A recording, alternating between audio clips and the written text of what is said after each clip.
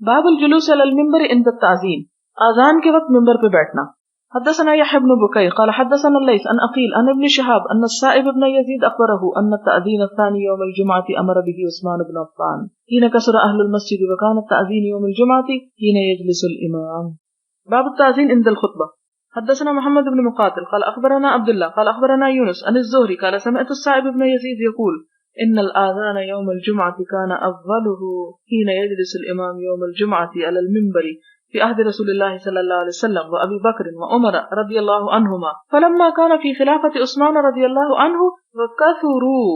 خلافت عثمان میں جب لوگ زیادہ ہو گئے امر عثمان یوم الجمعة بالاذان الثالث فاذن به على الزوراء فثبت الامر على ذلك. تو تیسری اذان زورا کی جگہ پہ جا کے ہوئی اور اس سے یہ بات ثابت ہو گئی.